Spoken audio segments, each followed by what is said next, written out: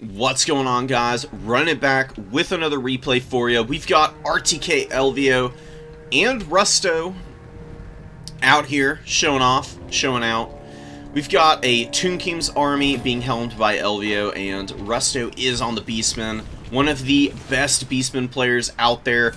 And in a pretty tough matchup here, Tomb Kings are kind of hard for Beastmen in a lot of ways, but there's definitely tips and tricks and, you know, specialized units that you can make use of to make it a little easier on yourself.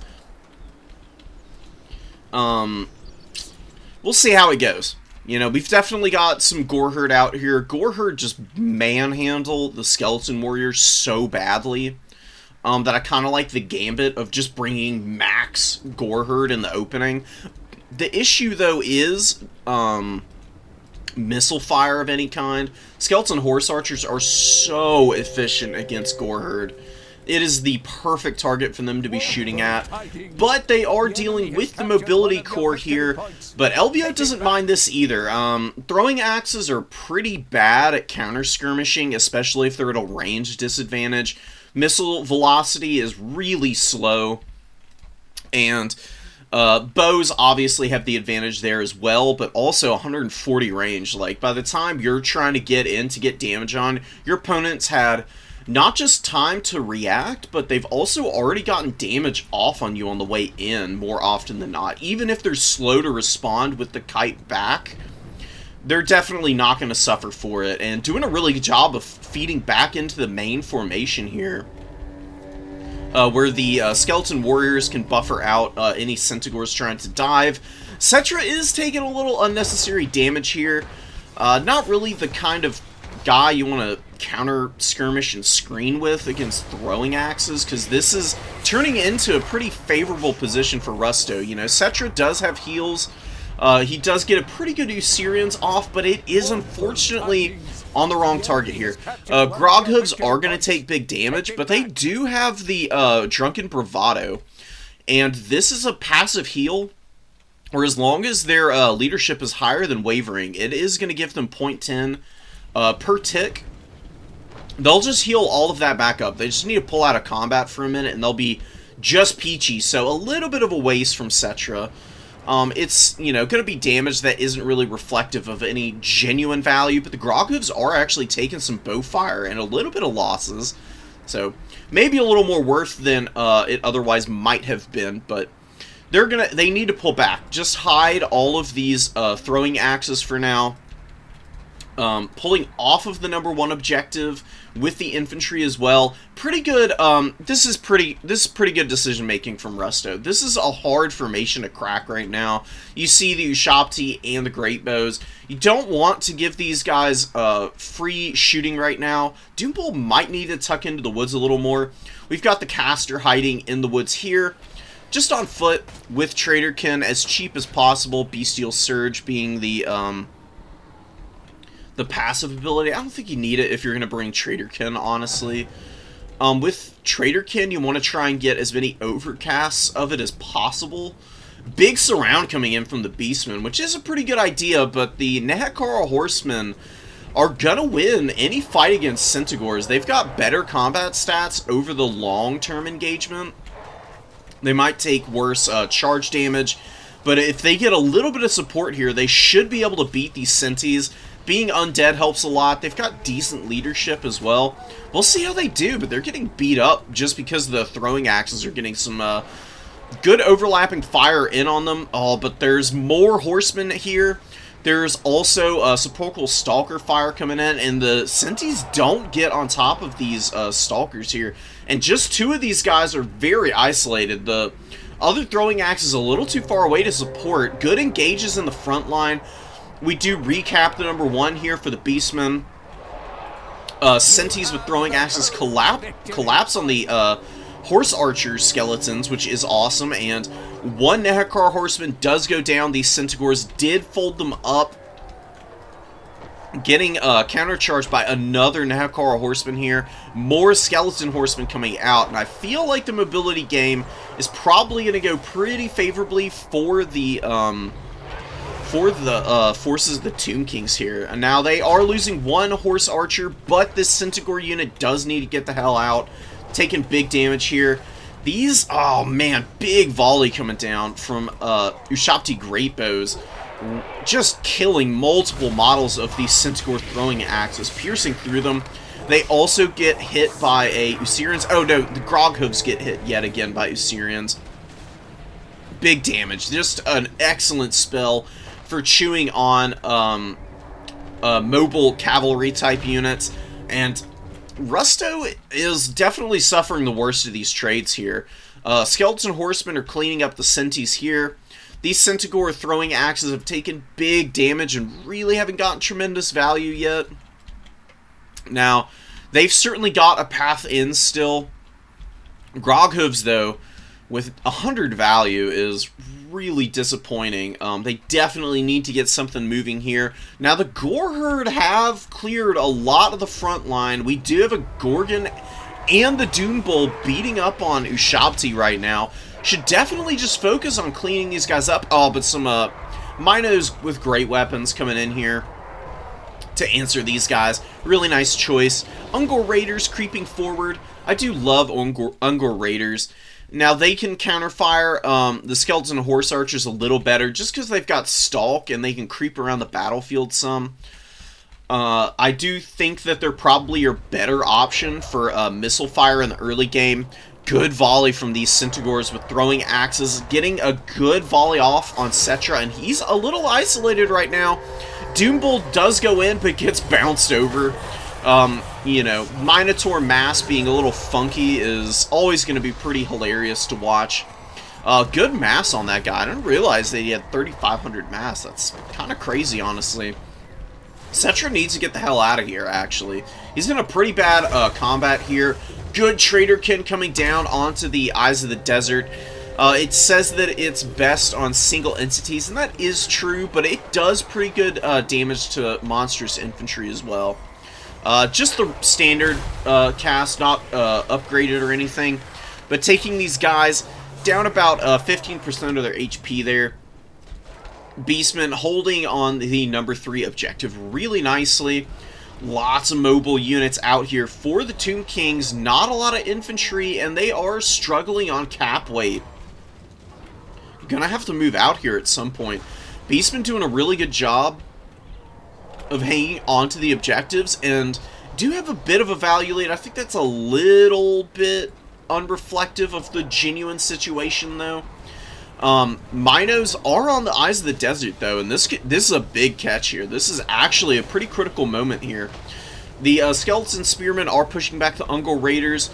Eyes of the Desert taking big damage, need help, and that does arrive in the form of the Skeleton Horsemen here, who can at least buffer some of that damage. And now the Minotaurs are being dealt with and probably going to lose this fight. Oh, they break. That's big. Losing those guys is going to be very painful. Gorgon's doing pretty good. Gorgon fighting some more Ushabti. Is this the summon? It is the summon. So Gorgon doesn't really want to stay here. Just going to run away and getting some regen as it runs away, since it's technically in combat with all these units nipping at the heels. Pretty funny stuff. Definitely something that could be worked on in the future by CA, just to you know, keep that a little bit more consistent and not quite as goofy of an interaction. But Destroyers of Drakwold intercepting the Eyes of the Desert and the Horsemen here. Big damage from these guys. This is a very sneaky good unit. They've got extra leadership. They've got a ton more melee defense. Regular Ungor Spearherd have 32 melee defense, and these guys have 47, so on top of the ROR stats, which is pretty nice, they just get an extra 5 melee defense slapped on top as well. They've got poison also, so they're obnoxiously tanky for an Ungor Spearherd. And I've seen opponents really underestimate these guys and suffer for it. They'll poke down a lot of stuff that you wouldn't expect them to be able to. And they're kind of doing it here. They really put the beat down on the Horsemen. They hold up against the Eyes of the Desert really nicely. I mean, they've pretty much paid for themselves. And they'll definitely pay for themselves against Skeleton Horse Archers who are being thrown in with wild abandon against the Beastmen right now. More Sepulchral Stalkers coming out. Eyes of the Desert repositioning. Ushabti Greatbows have gotten great value, and they've got a great target on the field here, trying to get some bow fire in on the Minotaurs. And doing so, getting a nice little volley there, taking one model of the Minotaurs out, just spearing through those guys. Goreherds are grinding through infantry here on the number 2 objective, but we do have Cetra. Cetra barely hanging in here, eats a Traderkin. Oh, this is going to be very dangerous for the Tomb Kings. Cetra is not quite paid for himself. He's got 1,600 value, though, which is pretty good. Groghooves, Groghooves, and the Centaur's back here, really not able to get it done. Very painful stuff for Rusto, and the Groghooves break before they get even close to paying for themselves. It's an 1,100 gold unit. They provide you a lot of utility and battlefield control with the poison, with the healing, and with the throwing axes. Losing them is pretty devastating, and Rusto's fallen behind pretty badly here. And thanks to the Sepulchral Stalker fire, the Gorgon really getting pushed back quite badly here. Doom Bull not doing bad. Very healthy Doom Bull's really nice. Really like the performance of this guy. Definitely a unit I need to check out. I've been going pretty cheap on Lords. I like to bring Malagor. Malagor with Flock of Doom honestly wouldn't be bad here. I mean, he would have been really good for shooting some Flocks of Dooms out onto the field and getting through the Skeleton Horse Archers. You know, that could help peel for your Centaur Throwing Axe core. I do think there's some teeth to Rusto's build here. I just think that maybe the Throwing Axes all coming out early isn't the way to go with this build. Because you've got the really heavy metal frontline with the Goreherd as if you're going to go for a rush style. But then you don't have anything to back them up, really. The Mino Great Weapons would have been better served coming in early, maybe. And going in really deep, if that's going to be your choice of options, I think the Mino Great Weapons would have been better. Either that, or you just bring tons of Ungor Raiders in counter skirmish, because you can shoot down the Eyes of the Desert with Ungor Raiders. They actually have a range advantage over the Sepulchral Stalkers. Ushabti Greatbows, you know, they've gotten really good value here, but they don't really want to be firing against Ungor Raiders or Goreherd. It's not the most efficient target for them. You can keep Minos back until a lot of the ammunition is off the field for the Tomb Kings, then you push in, and your frontline will win 9 times out of 10. If you're bringing Goreherd, the only thing that's going to do well against them is Nehekara Warriors, which Elvio really doesn't have any of, seemingly. Lots of Ushabti, lots of Skeleton Horse Archers, lots of mobility to contest Centaurs, and the Centaurs really haven't done well.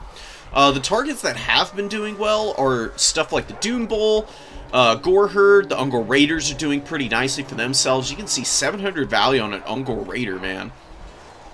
A few more of them out on the field, they probably would be getting a little bit more done here. Pretty decent value from the Traderkin caster, at least paying for itself. Big charge from the Sentis here. Sentis hammering home and really messing up these Skeleton Warriors. Trying to clear this objective desperately. Goreherd out here, very vulnerable.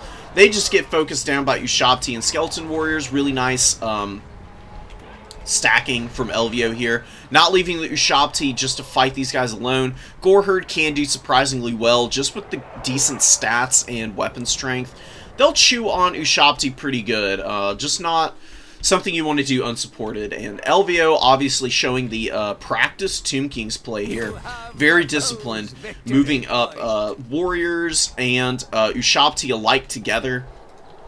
Horse Archers coming back out. They got good value the first time around, getting a little bit of extra here. They could probably take the charge if they wanted to, but they are going to opt to pull back, try and get away from the Sentis here. Skeleton Warriors going to buffer out a little bit. And, man, oh man, look at the impact from these Centaurs. Just pinballing stuff around. Very hilarious. Honestly, man, but they're getting themselves into a much worse position, honestly. Now, they've caught some of the skeleton horse archers, but pinballing into the middle of even more skeleton warriors and spreading themselves out so much where they're not fighting a little bit more together, kind of doing them no favors. And they do rout there, unfortunately. Gorgon barely hanging in here. Gorgon taking even a little bit of poke from the skeleton horse archers here. Probably going to finish it off. Rusto needs to be careful. And Elvio, good targeting priority. Gets a nice volley off. Takes about 400 HP off the Gorgon, and it does break. And I don't think it's going to rally here. Just needs one more volley to finish this big boy off even, probably. Oh, and the Groghooves get caught again. They went deep. Trying to get on Cetra, is just hiding back here. He drops into Syrians. They get slowed. They get caught also, sandwiched by skeleton horsemen who get jaffs popped on them as well, I think. One of them did, it looked like. Yeah, this skeleton horseman gets jaffs, and that's sad. 1,100 gold off the field yet again, and they only got 400 value to show for both of the summons of them. Tomb King's definitely not giving up any free value back there. Not losing their lord, despite him being very tattered. Now the Groghooves do rally. Oh no, and they don't chase. They should have just kept chasing here. Not meaning to fast forward. Should have just kept on these guys, because now they're going to get some throwing axe fire on Cetra here. Cetra's going to get poisoned, and he might be in the danger zone now. There's still 30 models of these guys. You can see they get a nice volley off. Elvio needs something to chase these guys down, because Cetra's not going to be able to do it. He does pop jaffs on himself, and we do get skeleton horsemen to answer these guys. No, please go after the Groghooves. Cetra does terrify them, thankfully. He just needs to get back in those trees and hide, man. And just grinding attrition here. Really close on tickets, really close on value. Rusto and Elvio playing their asses off here in this game. Ungor Raiders finally getting compromised. They paid for themselves 2 times over. A break on the Bray Shaman of Wild, who will not be getting any more casts off here. But Doombull, 1,700 value on this guy, beating up on Ushapti, beating up on the Skeleton Spearman. Trying to make it happen in the late game here. Blackhorn's Ravagers coming out. You know, they're a perfect vigor gore herd, since they do have the Rowdy, which is normally a Centaur ability. They've also got Stalk and, you know, Immune to Psychology, because the Primal Fury is also kind of nice. And they get that extra 4 leadership from Rowdy too, so they're going to have that a little bit longer than other gore herd might have. And they've got good stats, man. They're pretty beefy. Don't underestimate these guys either. The ROR infantry for Beastmen can tip the battle for you just by coming in and being unexpected more than anything. They can do some good work. Korok's Main Rippers are another unit. Beastmen just have so many good units, man, but a lot of those good units are in full flight right now. Gore Herd just fleeing for the hills. Skeleton Horse Archers gonna counter the Centaurs pretty badly, but the throwing axes, you're getting some good damage on these Ushapti right now. They do get collapsed on by the Skeleton Horsemen, though. Now they're getting a little trapped up now. The Ushapti are actually blocking a lot of the Centaurs from just escaping for free here, and get some good attacks in and take a few models out for sure. Take about 15% of the HP off these guys. Gore Herds are folding in now. They'll do really good work against everything here except the Ushapti, so this is where the Sentis can just fold in behind these guys and stay a little safer. Because maneuvering around over here and running into the Skeleton Horsemen is not going to do the Sentis any favors. But, man, the Beastmen actually have retaken the objectives here, but I believe they're in triple cap territory now. Just stacking in on the #1 objective probably is what the Tomb Kings need to do. Are the Tomb Kings going to lose this? This is not good for the Tomb Kings. They've lost the #2 objective. They have lost the #3 objective. Gore Herds, though, might break over here, but I think it's more important to get on the #1 objective for the Tomb Kings. They need to get over here and answer these units. The Capway is flipping against them. They are stopping up a lot of units over here with the remains of the Skeleton Horse Archers and the Skeleton Horsemen. Really good call from Elvio. blocking up the Blackhorn's Ravagers, Doombull, and the Brace Shaman. That's a lot of cap weight stuck there. These throwing axes trying to push past are taking a lot of damage, and that's going to be game, actually. Barely hanging on there in the late game. Tomb Kings, man, just barely persevering through here. And Rusto was, you know, making a little bit of a push there at the end. Took a lot of ugly trades early, but just staying scrappy and just continuing to bring out Goreherds and Centaurs, actually doing them a lot of favors into the late game there. Really nicely done, but I think the Throwing Axe Corps got good value on a couple of these fellows, but not worth it at the end of the day, man. I really think that I think you can bring the Groghooves and one Centaur Throwing Axe in initially if you really want to, but I think just bringing Ungor Raiders would do you a lot more good here, because Ungor Raiders can shoot at Skeleton Warriors. It's not the best option to shoot at, but you know, any damage on this cheap front line before you engage isn't a bad idea.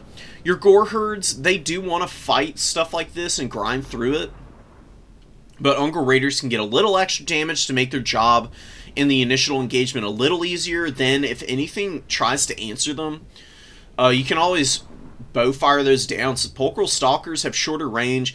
Your Shopti Greatbows don't really want to be firing at something like the Ungor Raiders either. It's just such an inefficient use of their bow fire. You can see how well they did.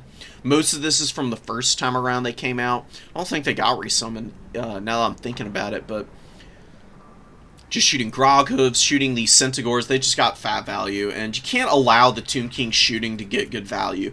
You need to force them to shoot low-value targets more often than not. It's very hard to break into Tomb King's formation early in the game, and that's really where Elvio kind of fought from that advantage and just kept grinding against the Beastmen for the rest of that game, and Beastmen were getting momentum there at the end. I think just with more Ungor Raiders, really could have done it, and then you bring in the heavy hitters. Once the battlefield has been more worn out, and once you've got more opportunities for your mobility to shine, that's when all of these Centis come out and just do work, man. Birches at Kalkengard never made an appearance. Minos did okay, didn't do great. Man, the Destroyers of Drakwold got 1100 value. That's what I'm talking about, man. You know, make some use out of these RORs. Blackhorn's Ravagers did good too there at the end. Gorgon took a lot of fire and soaked up a lot of damage, so the 1300 value is probably also reflective of damage taken by this big boy. You can probably chalk up like 800 gold value worth of healing that he got done at the least, which definitely helped out the Beastmen a little bit, but losing this guy was a big loss. I mean, if it had stayed on the field and gotten in against Skeleton Warriors and gotten healing off instead of dying to some random horse archer unit, I think the Beastmen would have had a little bit more to go off of in the late game there, because Cetra was pushed way back. Cetra wasn't getting any damage on Goreherds, who were really starting to grind there much more effectively the second time around. And, you know, the Horsemen don't do too hot against them. They do good damage on the charge, but they get wrecked by that weapon strength and melee attack that these Goreherd have. So, pretty unfavorable for the Tomb Kings over the long term in the late game. I think with just another minute, Rust would have had that one. So, scrappiness on point. Build, almost there. I think you bring all of the same units pretty much. Just mix up the order you bring them in and bring a couple more Ungor Raiders, and I think you're golden. I don't think you need the Butchers of Kalkengard in this matchup. I think the Great Weapons are your better option, and then you just bring all this other stuff, and that'd be it. That's my only notes. Russ played a great game, and looking forward to seeing some more battles from him. Always taking notes, too. I've learned a lot from Russ myself, personally, just watching him play Beastmen. But that's going to be it for this one, guys. I hope y'all enjoyed. I certainly did, and that was a razor close match. So I'll catch y'all on the next one. Take care. Peace.